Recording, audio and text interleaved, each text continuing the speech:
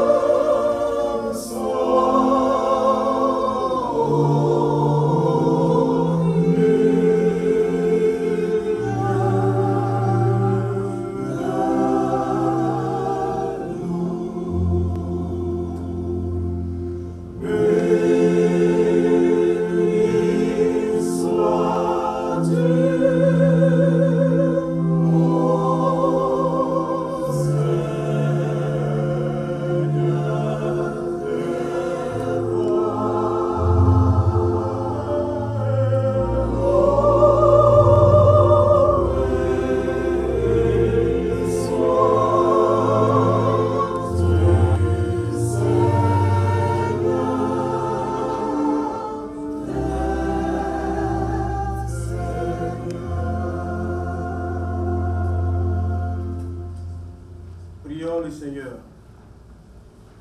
Seigneur, ce jour où toute l'Église se rassemble pour t'adorer, pour te glorifier et pour renouveler le pacte, l'alliance hebdomadaire qui l'unit à toi. Viens, Seigneur, par ton Esprit Saint, manifester ta présence et ta grâce au milieu des tiens. Nous prions notre Dieu et notre Père, que tu sois avec nous, tu sois au milieu de nous, comme tu l'as promis, et que ce moment soit favorable pour que nous recevions de toi la manifestation de ta grâce en termes de bénédiction, en termes d'accompagnement, en termes d'inspiration. Nous prions notre Dieu, notre Père, que ta miséricorde se répande sur tout ton peuple rassemblé en ce lieu et uni en esprit dans les différentes maisons, dans les différentes familles. Nous invoquons, Seigneur, sur nous tous le bénéfice de l'œuvre accomplie par toi à la croix, afin que par ton sang versé, Seigneur, nous soyons purifiés de toute souillure de la chair et de l'esprit, et que tout notre être entier, Seigneur, se dispose à une communion en esprit et en vérité avec toi, pour que ce culte, Seigneur, que nous te célébrons ici et dans les familles, puisse t'honorer, te glorifier, et que toi-même tu descendes au milieu de nous, en ce lieu, dans les familles, avec tes bénédictions, avec les réponses à nos prières. Seigneur, que ton sang ouvre non seulement nos vies, mais ce lieu et nos maisons, pour que par ta présence et par ta grâce, tout notre environnement soit sanctifié, que nous recevons le bénéfice de notre foi lié à notre obéissance et à ta présence. Seigneur Jésus, que ta miséricorde soit manifestée sur nous et autour de nous pour ce moment et pour tout le temps. Au nom de Jésus-Christ. Amen. Amen.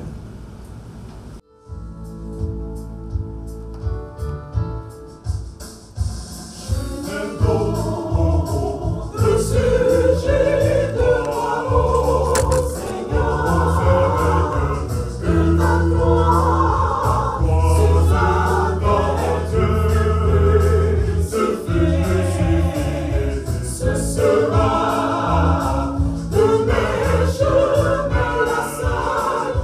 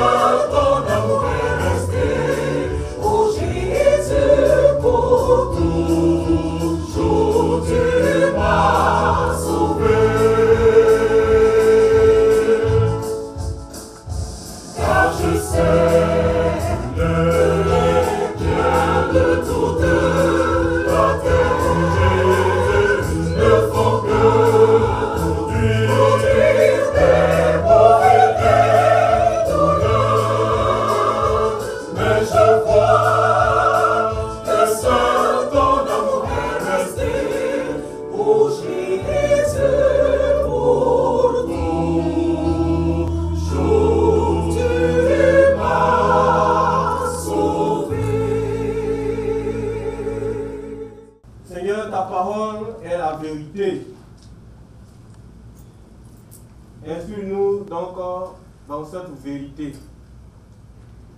Et que cette parole qui est esprit et vie, puissance et grâce accomplisse ses effets dans nos cœurs et dans nos vies. Amen.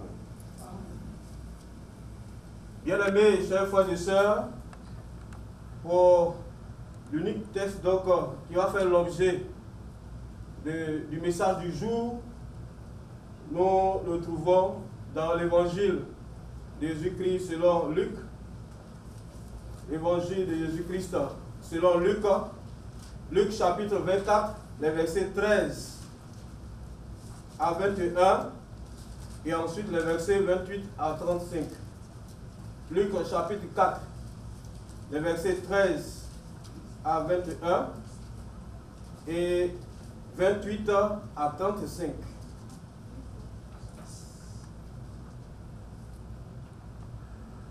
Nous lisons. Et voici, ce même jour, 2 disciples allaient à un village nommé Emmaüs, éloigné de Jérusalem de 60 stades. Et ils s'entretenaient de tout ce qui s'était passé. Pendant qu'ils parlaient et discutaient, Jésus s'approcha et fit route avec eux. Mais leurs yeux étaient empêchés de le reconnaître. Il leur dit, de quoi vous entretenez-vous en marchant pour que vous soyez tout tristes? L'un d'eux, nommé Cléopas, lui répondit, es-tu le seul qui, séjournant à Jérusalem, ne sache pas ce qui y est arrivé ces jours-ci? Quoi? Leur dit-il. Et il lui répondit, ce qui est arrivé au sujet de Jésus de Nazareth, qui était un prophète puissant en œuvre et en parole devant Dieu et devant tout le peuple, et comment les principaux sacrificateurs et nos magistrats l'ont livré pour le faire condamner à mort et l'ont crucifié. Nous espérions que ce serait lui qui délivrerait Israël, mais avec tout cela, voici le 3e jour que ces choses se sont passées. Nous allons au verset 28. Lorsqu'ils furent près du village où ils allaient, Jésus, parut vouloir aller plus loin. Mais ils le pressèrent en disant, reste avec nous, car le soir approche. Le jour est sur son déclin. Et il entra pour rester avec eux. Pendant qu'ils étaient à table avec eux, il prit du pain et après avoir rendu grâce, il le rompit et le leur donna. Alors leurs yeux s'ouvrirent et ils le reconnurent, mais il disparut devant eux. Ils se dirent l'un à l'autre, notre cœur ne brûlait-il pas au-dedans de nous lorsqu'il nous parlait en chemin et nous expliquait les Écritures? Se levant à l'heure même, ils retournèrent à Jérusalem et trouvèrent les 11 et ceux qui étaient avec eux assemblés. Et disant, le Seigneur est réellement ressuscité. Et il est apparu à Simon. Et ils racontèrent ce qui leur était arrivé en chemin, comment il avait reconnu au moment où il rompit le pain. La parole du Seigneur est la vérité qui nous sanctifie par cette vérité. Au nom de Jésus-Christ, le ressuscité.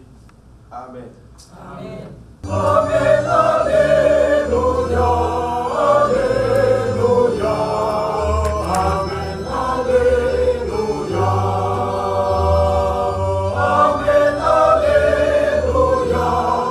Alléluia. Amen. Alléluia.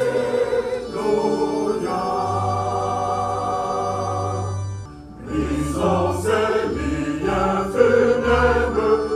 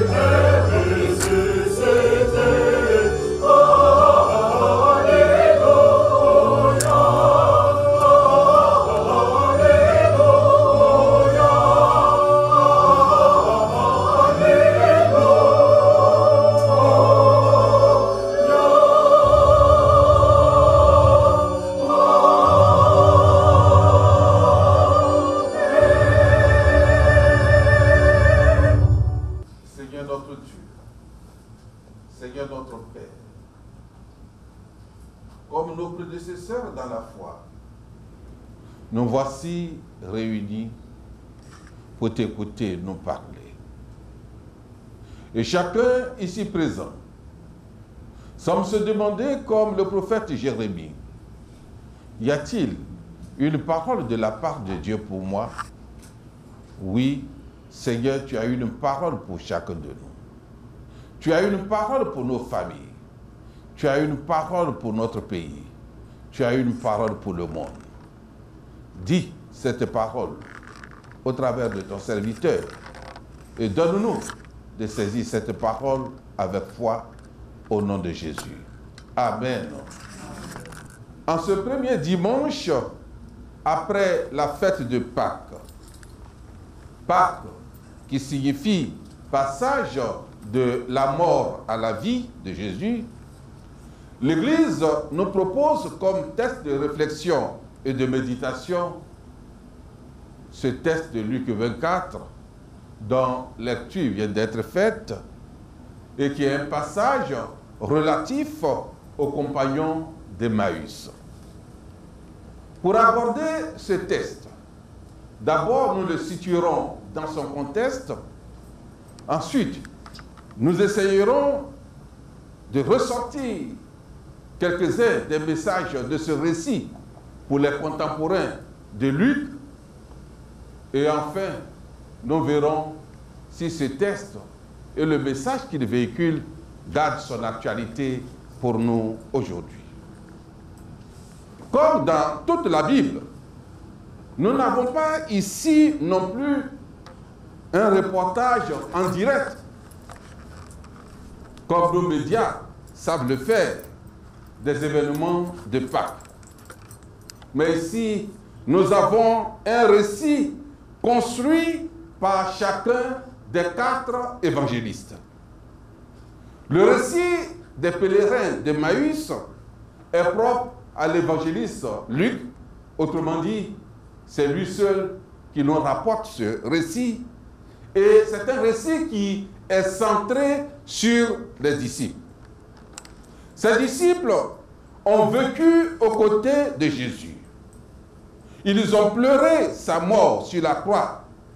Et ils ont aussi considéré que ce que les femmes ont raconté le matin de Pâques à leur retour du tombeau, ce que ces femmes ont raconté n'était que fausse rumeur, n'était que des balivernes, une illusion à la hauteur de leur profond chagrin. Nos 2 amis donc, découragés, reprennent le chemin de leur village. Ils veulent donc regagner leur famille, regagner leur maison, regagner leurs activités qu'ils ont abandonnées momentanément pour suivre Jésus. Sur le chemin donc du retour, ils discutent bien entendu de tous ces événements qui ont entouré la mort de Jésus. C'est en ce moment que Jésus lui-même les rejoignit et il fit route avec eux. D'où notre thème, la compagnie du ressuscité. Alors, retournons brièvement sur le mot compagnie. C'est un mot qui a plusieurs significations.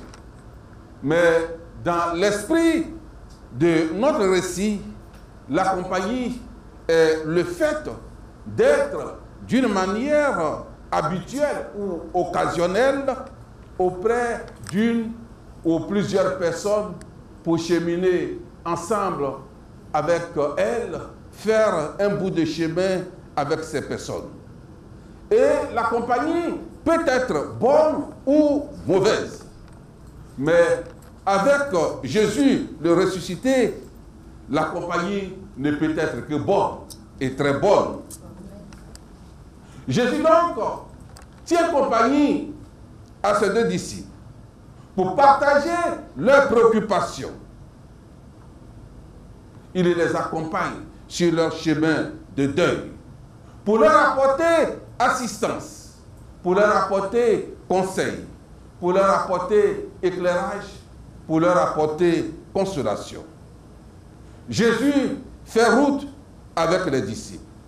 Il marche avec eux. Et la marche représente la vie des humains comme celle des croyants. Les humains, nous sommes en marche. Peuple de Dieu, nous ne sommes pas un peuple figé, nous sommes aussi un peuple en partance, un peuple en marche vers le royaume de Dieu. Et cette marche, elle doit parvenir un jour à son terme, fut-elle provisoire. Il y a donc des étapes dans la vie de chaque homme. Et chacun de nous, jusqu'à présent, a eu à connaître des différentes étapes dans sa vie. Et les disciples de notre texte sont en train de traverser des étapes importantes dans leur vie. Oui, bien-aimés frères et sœurs, dans leur marche, les disciples d'Emmaüs avaient perdu la foi. Ils avaient perdu l'espérance. Je dirais même qu'ils marchaient morts avec un vivant. Ils marchaient morts avec la vie à côté d'eux. Alors, Jésus le vivant, Jésus la vie qui leur tient compagnie, Jésus va leur poser une question. Jésus va leur poser une question en ces termes. Quels sont ces propos que vous échangez en marchant? Quels sont ces propos que vous échangez en marchant? C'est la manière à Louis II de traduire la question de Jésus. Surtout le verbe échanger. Mais le verbe échanger, quand on se situe dans le contexte grec, il a plusieurs significations. Et pour la circonstance, ce verbe qu'on dit anti-baléine, je voudrais choisir la signification qui nous amène à dire que anti-baléine signifie jeter pêle-mêle. Jeter pêle-mêle. Échanger ou jeter pêle-mêle. En d'autres termes, leur demande de Jésus, quels sont ces mots que par désespoir vous jetez pêle-mêle? Vous vous jetez l'un à l'autre dans une grande confusion, dans un enchevêtrement qui n'a ni queue ni tête. Cette autre signification de ce verbe échangé nous révèle que Jésus a bien perçu, oui, il a bien perçu ce qui se passait dans l'esprit de ces deux disciples en marche vers Emmaüs. Et comme ces disciples ont perdu le nord, ils ont perdu tous leurs points de repère habituels qui sont en quelque sorte chamboulés, Jésus va maintenant tout doucement entrer en jeu. Au moment où tout semble comme dans un chaos, c'est en ce moment que Jésus intervient pour que ce désordre, qui est comme un chaos, dans la vie de ses disciples, Jésus puisse rétablir maintenant l'ordre, pour que le chaos puisse céder la place à la normalité. Oui, c'est ce que Jésus va faire. Et cela en bon pédagogue. En bon pédagogue, Jésus vient tenir compagnie aux disciples. Et il vient avec une certaine douceur. La manière de les aborder même, c'est avec douceur. Dans l'approche, dans la rencontre. Avec douceur pour les aider à un cheminement du cœur qui passe de l'espérance déçue à la foi renouvelée. Lorsque la présence de Jésus le ressuscité est reconnue, on passe de la déception à la foi renouvelée, à la joie. Dès lors, les disciples en marche qui, au début de notre récit, s'éloignent de Jérusalem, à la fin du récit, ils y retournent.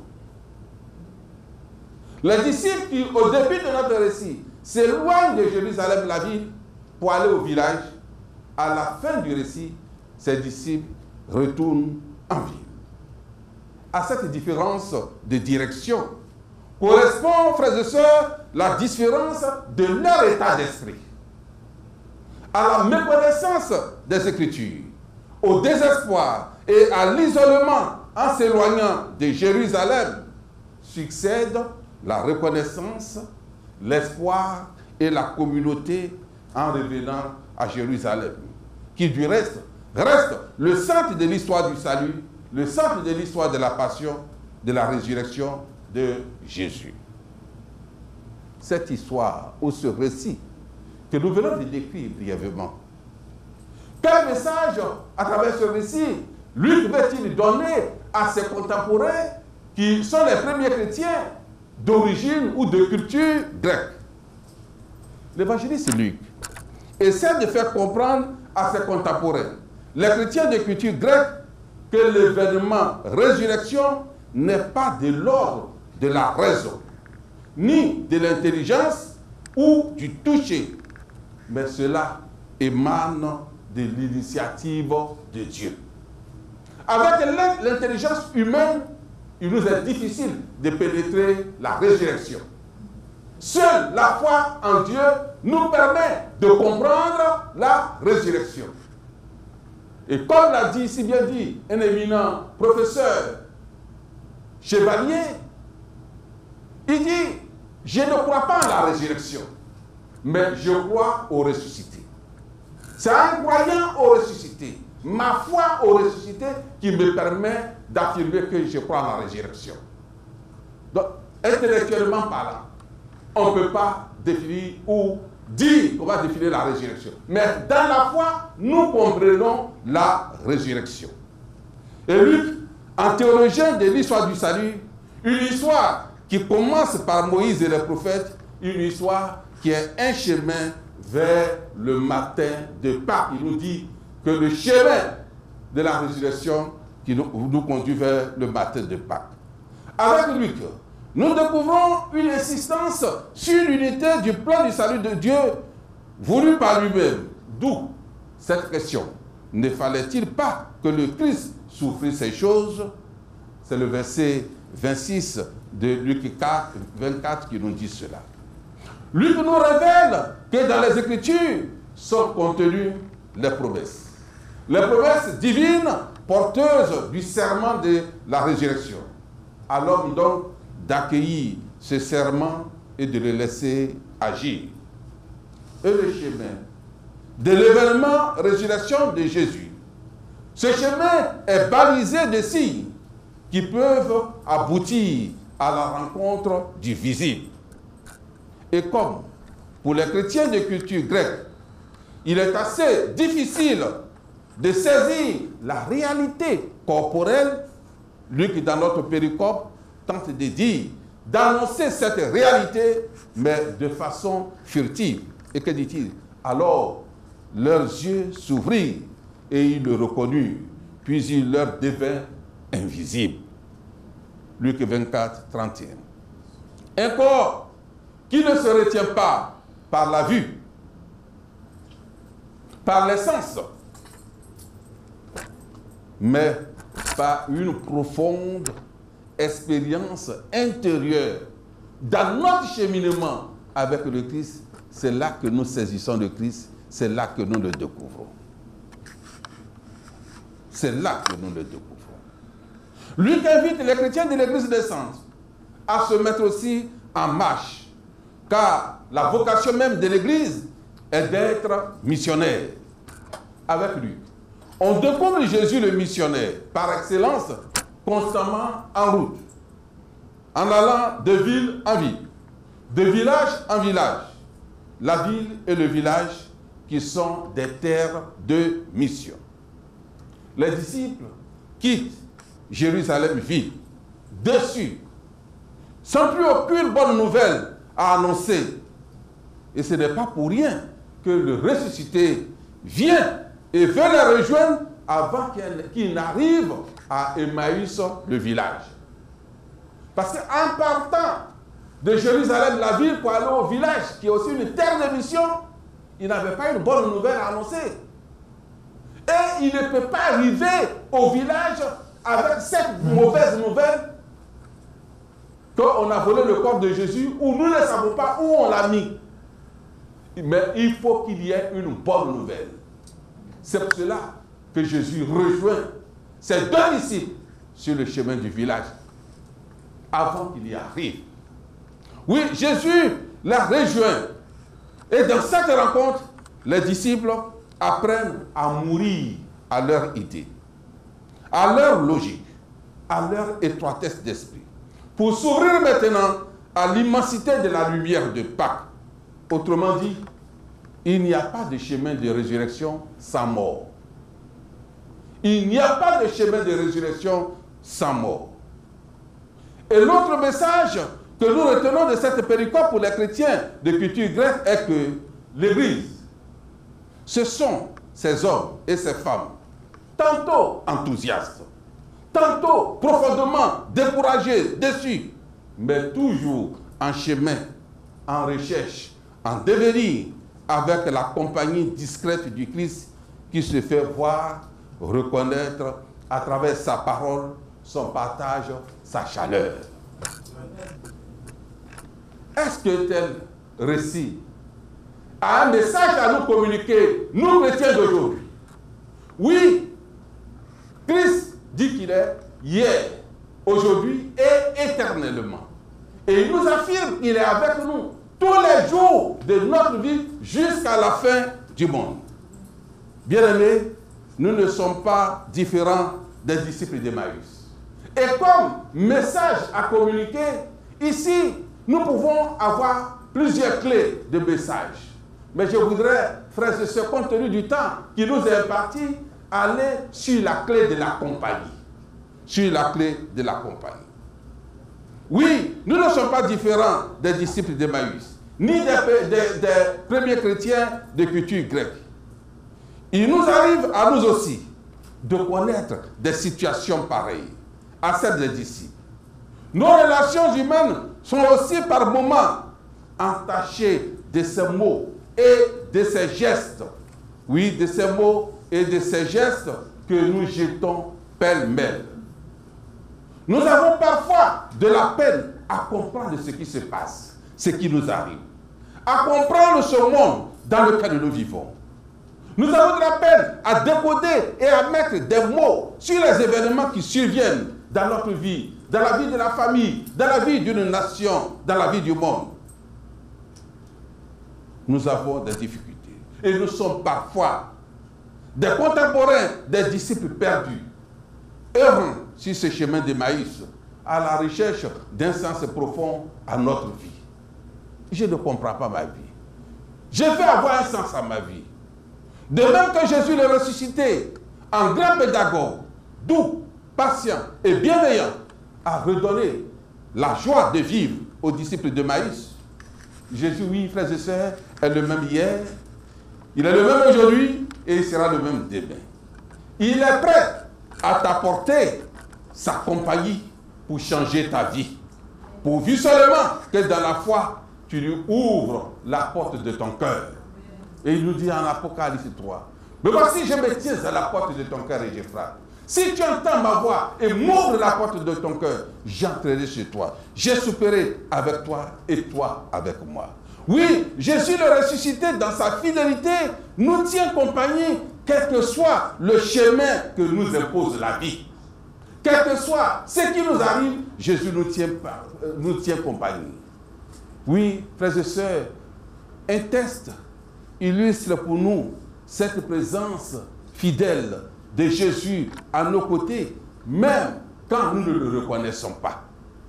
Et je voudrais ce test le trouver avec vous dans cette histoire de Adhémar de Barros.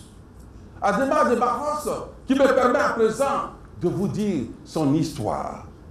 Écoutez cette histoire avec moi. Et c'est son expérience de vie de foi qu'il nous raconte ici dans son histoire. Une nuit, j'ai eu un songe. J'ai rêvé que je marchais le long d'une plage en compagnie du Seigneur. Dans le ciel, apparaissaient les unes après les autres toutes les scènes de ma vie.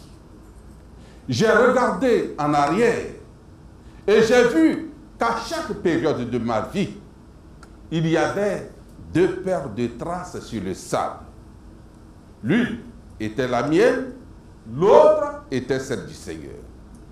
Aussi, nous continuons à marcher jusqu'à ce que tous les jours de ma vie aient défilé devant moi. Alors, je me suis arrêté et j'ai regardé en arrière. J'ai remarqué qu'en certains endroits, il n'y avait qu'une seule paire d'empreintes. Et cela correspondait exactement avec les jours les plus difficiles de ma vie, les jours les plus sombres de ma vie, les jours de plus grande angoisse, les jours de plus grande peur et aussi de plus grande douleur. J'ai donc interrogé: Seigneur, tu m'as dit dans ta parole que tu étais avec moi tous les jours de ma vie et j'ai accepté de vivre avec toi. Oui, j'ai accepté de vivre avec toi. Mais j'ai remarqué que dans les pires moments de ma vie, il n'y avait qu'une seule trace de pas. Je ne peux pas comprendre que tu m'aies laissé seul au moment où j'avais le plus besoin de toi. Et le Seigneur répondit: mon fils, tu m'es tellement précieux. Je t'aime et le Seigneur t'aime réellement. Amen. Je ne t'aurais jamais abandonné, pas même une seule minute. Les jours où tu n'as vu qu'une seule trace de pas sur le sable, ces jours d'épreuve et de souffrance, eh bien, c'était moi qui te portais. Fin de citation. Amen. Quand nous avons la compagnie du ressuscité, il nous porte. Il partage nos peines, notre perplexité, nos craintes. Il nous apporte la guérison. Amen. Il nous rejoint dans notre espace privé, ni par la force, ni par la précipitation, ni par la contrainte ou la manipulation, mais dans la douceur, la patience, la bienveillance. Et Jésus nous invite à faire preuve aussi de douceur, de patience, de bienveillance envers nous-mêmes et avec nos frères et sœurs en humanité. Il nous invite à nous approcher d'eux avec amour, respect et un profond sentiment de solidarité. Surtout en ces temps de confinement, manifestez votre solidarité envers l'humanité. La nécessité, frères et sœurs, de la compagnie du ressuscité et la compagnie de la nécessité du ressuscité s'offre à toi qui m'écoutes. S'offre à toi qui m'écoutes et me regarde. S'offre à toi, mon pays, la Côte d'Ivoire. S'offre à toi, Afrique, mon continent. S'offre à toi, monde, pour nous aider à vaincre la pandémie du Covid-19. Oui, la compagnie de Jésus apporte la guérison dans tous les domaines de notre vie. Amen. Veux-tu l'expérimenter, toi qui m'écoutes et me regardes? Côte d'Ivoire, veux-tu expérimenter cette compagnie de Jésus? Afrique, veux-tu expérimenter cette compagnie de Jésus? Monde en détresse, monde angoissé par l'épidémie, veux-tu expérimenter cette présence, cette compagnie de Jésus dans ta vie? Que Dieu lui-même t'inspire dans la réponse que tu vas donner à cette question. Qui nous aide au nom de ce ressuscité qui nous tient compagnie. Amen. Amen. Alléluia. Amen.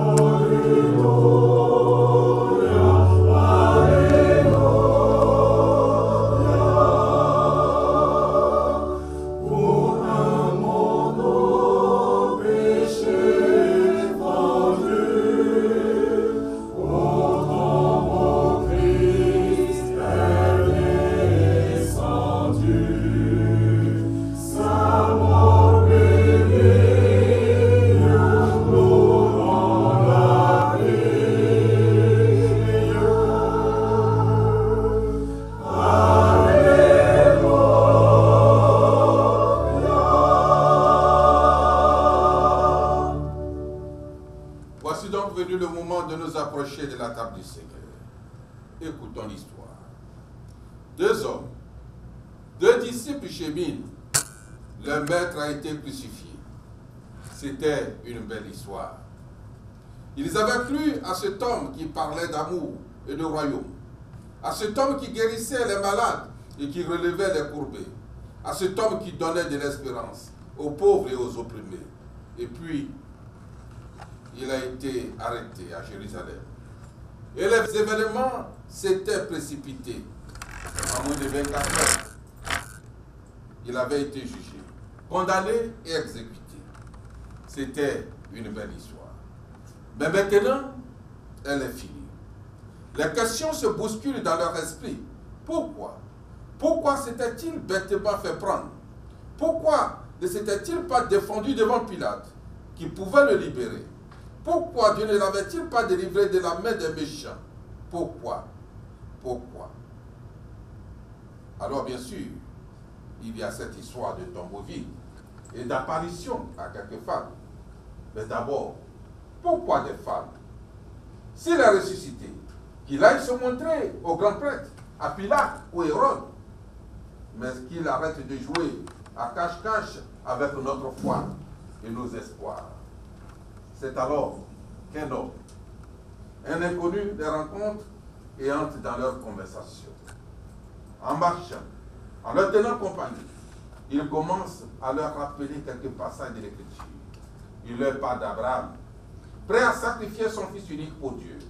Il leur parle de la Pâque et de l'agneau immolé. Il leur parle d'Ésaïe. Il leur parle de Jonas. Il leur parle de Zacharie.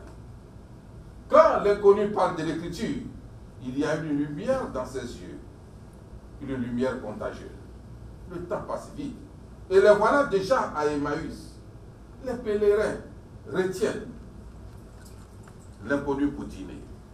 Ils ont le pressentiment qu'il y a encore tellement de choses à leur apprendre pendant qu'ils sont à table. Un temps de silence.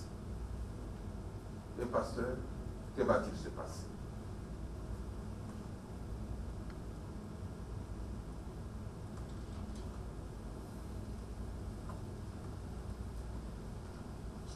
Effectivement, dans la nuit où notre Seigneur Jésus-Christ fut livré pour vous et pour nous, il prit du pain. Et après avoir rendu grâce, il le rompit. Il distribua à tous en disant, prenez ceci et mangez, c'est mon corps qui est brisé pour vous. Faites ceci en mémoire de moi. Après avoir mangé, il prit une des coupes et il leva en disant ceci. Cette coupe est le sang de la nouvelle alliance. Le sang qui est versé pour vous en rémission de vos péchés. Prenez et buvez-en tous en mémoire de moi. Veuillez vous asseoir et prions le Seigneur. Seigneur, dans notre voyage aujourd'hui, nous nous sommes arrêtés pour ce temps de culte, ce temps de louange, de prière, de méditation. Aujourd'hui, dans nos différentes maisons, nous sommes à Emmaüs. Si souvent nous avons été aveugles devant les signes de ta présence, ce n'est qu'après que nous réalisons que cette main tendue, cette parole juste, ce geste généreux, ce pardon offert, cette communion vécue, ce sourire d'un étranger, c'est un don pour toi. Seigneur, pardonne notre lenteur à te reconnaître et notre peur à te répondre. Que ton esprit éveille notre esprit à ta présence. Que ce pain rompu et partagé convertisse notre regard, qu'il parle à notre cœur, qu'il nourrisse notre foi. Que ce pain rompu nous dise ton corps livré pour nous. Que cette coupe partagée nous dise que ton sang versé pour la multitude. Que ce repas nous allons sur le festin où tu nous attends tous dans ton royaume. Amen. Amen.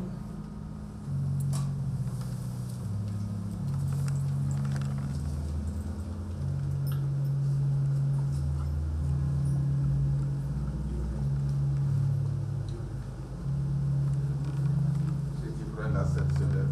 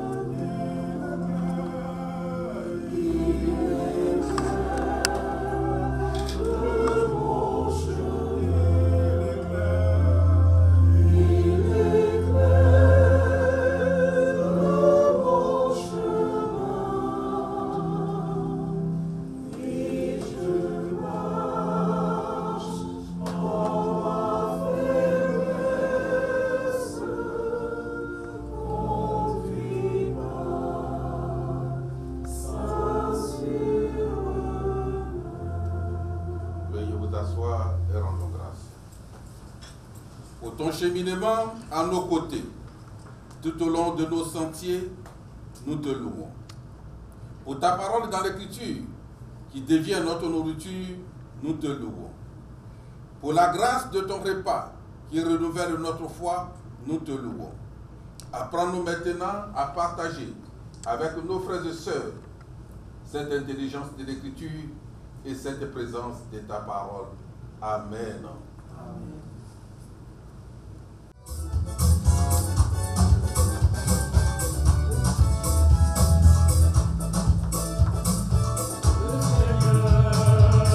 Le Seigneur Jésus, avec la mort, afin que celui qui croit en lui soit sauvé. Ami, amour, au lieu de douter, viens plutôt à lui.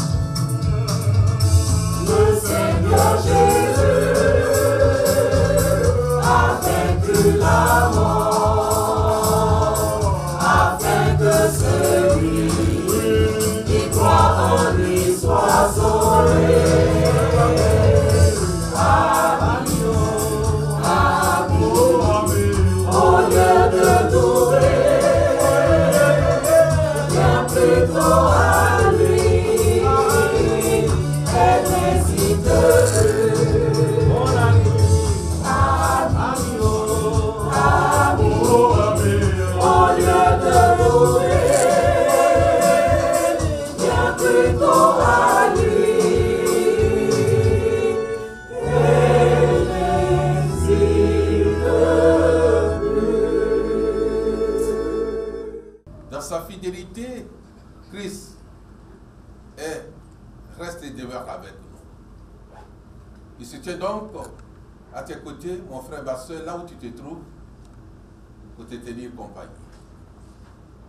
Un tel compagnon, il ne permettra point que ton pied chancelle en partant d'ici.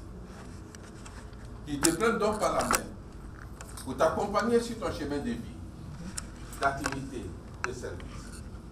Que sa grâce, sa paix, sa bénédiction repose sur toi, sur ton chemin, et des répercussions sur ta maison, sur tout ce que tu entreprends, sur notre pays, sur l'Afrique et sur le monde, au nom du ressuscité, le vivant, Jésus-Christ.